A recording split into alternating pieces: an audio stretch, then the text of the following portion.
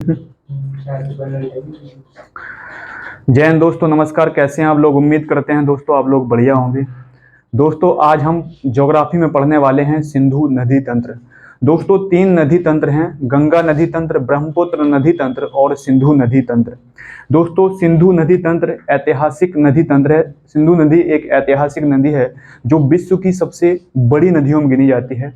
आज इससे संबंधित जो नदियां हैं, इसकी सहायक नदियां, इससे उत्पन्न घाटियां, इससे उत्पन्न झीलें, जितनी सब कुछ हैं, हम आपको मैप के थ्रू समझाने की कोशिश करते हैं। और दोस्तों ऑब्जेक्टिव जो क्वेश्चन सिंधु नदी से संबंधित आज के बाद जो पूछे जाएंगे वो आप आसानी से कर पाएंगे। चलो तो आपको 10-15 मिनट वीडियो देखनी है। दोस्तों एक पर्वत श्रृंखला है, पर्वत श्रृंखला, ऊपर की ओर एक पर्वत श्रृंखला है दोस्तों जिसका नाम है लद्दाख। लद्दाख पर्वत श्रृंखला। और एक नीचे है, उसका नाम है दोस्तों जास्कर पर्वत श्रृंखला।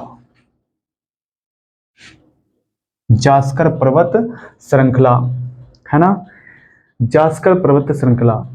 दोस्तों तिब्बत में एक कैलाश पर्वत है, ये है आपका कैलाश पर्वत, मान के चलते हैं कैलाश पर्वत।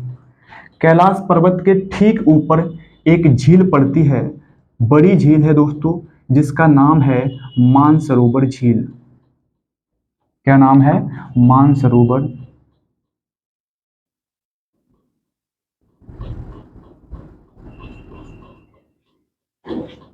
मानसरोवर झील, इसका नाम है कैलाश पर्वत।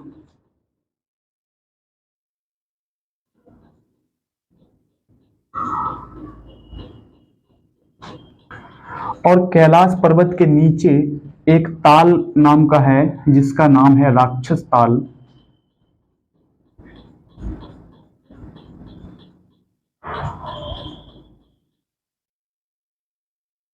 राक्षस ताल।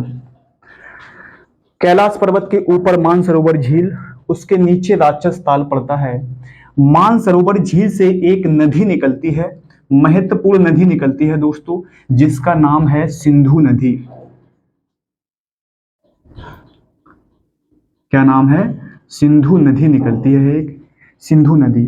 मानसरोवर के, मानसरोवर झील के उत्तर पश्चिम में, उत्तर पश्चिम, नॉर्थ वेस्ट में एक नदी निकलती है सिंधु नदी।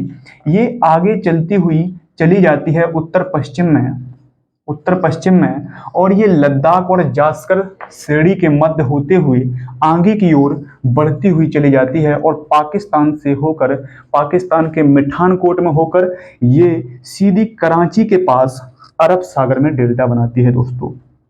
कराची के पास, कराची के पास ये अरब सागर में क्या बनाती है? डेल्टा बनाती है, डेल्टा का निर्माण करती है दोस्तों। उम्मीद है दोस्तों इतनी चीज आप समझ पाए होंगे, है ना। दोस्तों जो राक्षस ताल है, इससे एक नदी निकलती है जिसका नाम है सतलुज नदी। यहां से एक नदी निकली जिसका नाम है सतलुज नदी।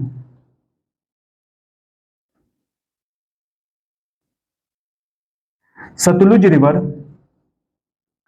सतलुज रिवर, ये जब राक्षस ताल से भारत में प्रवेश करती है तो एक दर्रा पड़ता है दोस्तों, दर्रा। उस दर्रे का नाम है शिवकिला दर्रा।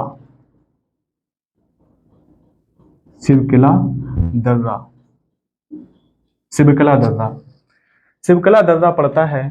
और ये आगे चलती चली जाती है, आगे की ओर बढ़ती जाती है। यहाँ पर पंजाब एक शहर में एक हरिके बैराज समीप, हरिके बैराज, हरिके बैराज, यहाँ पर पड़ता है हरिके बैराज, पंजाब में हरके बैराज पड़ता है। वहां तक आती है दोस्तों, जाती तो आगे तक है लेकिन अभी आपको स्टेप बाय स्टेप हम समझाने की कोशिश करते हैं। यहाँ पर पड़ता है दोस्तों रोहतांग दर्रा, रोहतांग दर्रा। और रोहतांग दर्रा के आसपास ये पड़ता है दोस्तों ब्यास कुंड। क्या पड़ता है? ब्यास कुंड।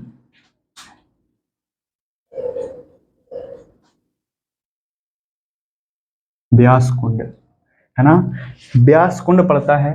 और ब्यास कुंड से एक नदी निकलती है जिसका नाम है दोस्तों ब्यास नदी। और ब्यास नदी ये हरके बैराज के समीप सतलुज नदी में मिल जाती है। इसका नाम है ब्यास नदी, ब्यास रिवर, है ना, ब्यास रिवर। ये हिमाचल प्रदेश में पड़ती है दोस्तों, हिमाचल प्रदेश में। और ये जो ब्यास नदी है ये कुल्लू घाटी का निर्माण करती है। इसमें हमने आपको बताया इससे संबंधित जो घाटियां हैं, जो झीलें हैं और सारी जो मिलने वाली नदियां हैं, इसकी सहायक नदियां हैं, पर्वतीय सहायक नदियां, सब कुछ बताने की कोशिश करेंगे, है ना। चलो, तो एक घाटी मिलती है इसमें, घाटी जिसका नाम है कुल्लू की घाटी।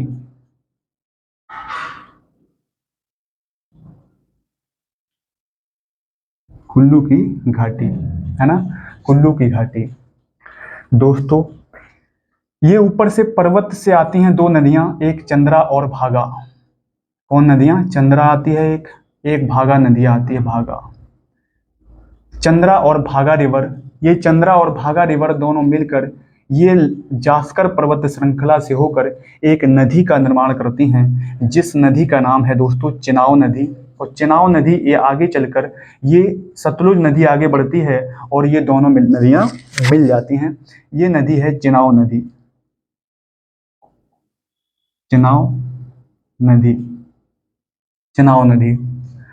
दोस्तों, चिनाव नदी आगे चलकर सतलुज नदी में मिल जाती है। ये जो चंद्रा और भागा नदियां हैं, इसमें एक यहीं पर लोकल नदी मिलती है, लोकल नदी, जिसका नाम है टांडी नदी।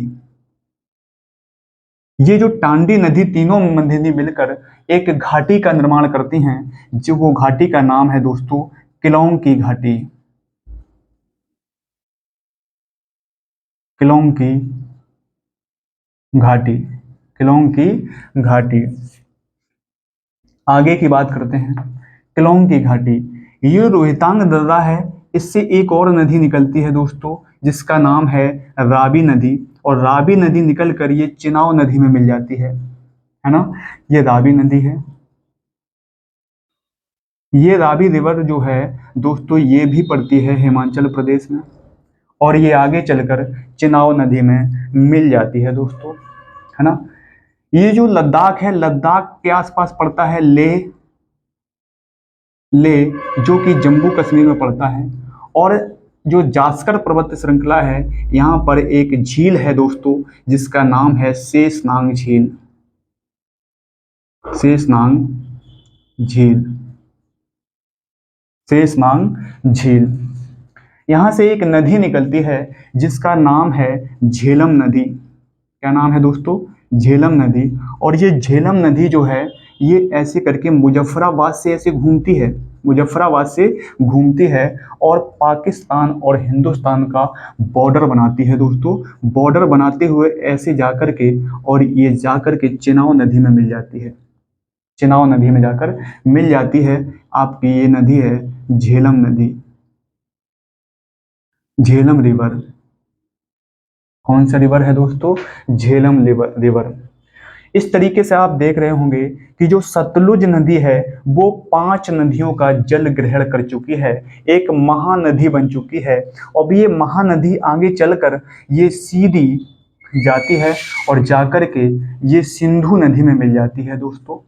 सिंधु नदी, सिंधु नदी में मिठानकोट के पास, पाकिस्तान में एक जगह है मिठानकोट,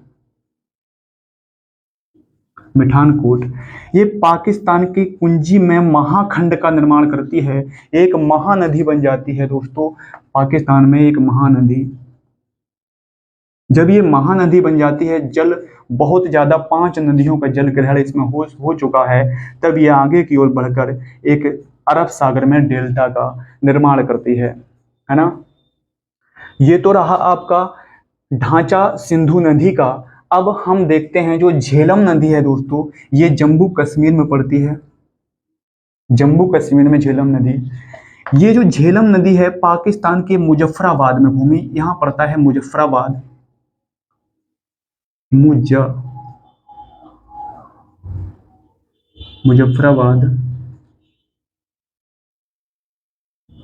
ये मुजफ्फराबाद से होकर ये सीधी चली जाती है और चिनाब नदी में जाकर मिल जाती है दोस्तों। ये जो यहाँ पर घूमी है ना, ये घूम कर अब ये कट गई, यहाँ पर एक झील का निर्माण हो गया दोस्तों, यहाँ से कट गई है और यहाँ पर एक झील का निर्माण हो गया, जिस झील को हम कहते हैं, इस झील को हम क्या कहते हैं दोस्तों, ये झील है बुलर झील।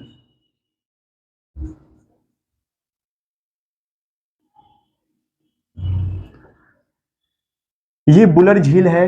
चूंकि इसका आकार एक गाय के खुर के जैसा है, इसलिए हम इसे गोखुर झील भी कहते हैं। गोखुर, गोखुर झील। जो बुलर झील है दोस्तों, वो मीठे पानी की सबसे बड़ी झील है भारत की मीठे पानी की सबसे बड़ी झील है ना, सबसे बड़ी झील है। जो सिंधु नदी है दोस्तों, इसकी टोटल लंबाई कितनी है, 2828 किलोमीटर के आसपास इसकी लंबाई है दोस्तों। ये विश्व की सबसे बड़ी नदियों में गिनी जाती है। विश्व की सबसे बड़ी नदियों में सिंधु नदी गिनी जाती है, सिंधु नदी। और ये डेल्टा कराची के निकट अरब सागर में डेल्टा का निर्माण करती है। जब दोस्तों निर्माणीकरण हो रहा था इंदिरा गांधी के जमाने में, तो हरके बैराज से एक नहर निकाली जाती है, उस नहर का नाम है दोस्तों इंदिरा गांधी नहर।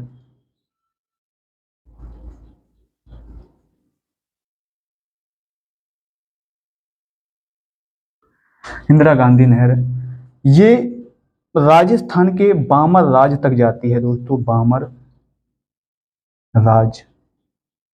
ये मानव निर्मित, ये मानव द्वारा बनाई गई सबसे बड़ी नदी है, सबसे लंबी नदी है ये इंदिरा गांधी नदी नहर। जो नहर है, नहीं सॉरी, नहर जो मानव द्वारा बनाई गई सबसे बड़ी नहर है वो इंदिरा गांधी नहर है। अब हम आपको बताते हैं कुछ सिंधु नदी की सहायक नदियां जो पर्वतीय क्षेत्र से निकलती हैं दोस्तों, पर्वतीय क्षेत्र से निकलने वाली सिंधु की जो सहायक नदियां हैं, इसकी जो सहायक नदियां हैं दोस्तों, सहायक नदी वो हैं क्या, गिलगिट पूछी जाती हैं, गिलगिट, सियोंग, सियोंग हो गई, सिगार हो गई, हुंजा हो गई, हुंजा और काबुल, हुंजा और काबुल। ये रहा दोस्तों इंडस रिवर सिस्टम या सिंधु नदी तंत्र।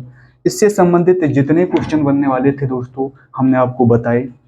इससे संबंधित घाटी भी बताई और इससे संबंधित झील जो कि एक बुलर झील है, महत्वपूर्ण झील है दोस्तों, और ये मीठे पानी की सबसे बड़ी झील है। ये जो पचनद का जल ग्रहण करती है पाकिस्तान के मिठानकोट में, ये महाखंड का निर्माण करती है। उम्मीद है दोस्तों इस आप ढांचे को समझ पाए होंगे और इससे संबंधित आप क्वेश्चन को आसानी से ऑब्जेक्टिव परीक्षा में कर पाएंगे।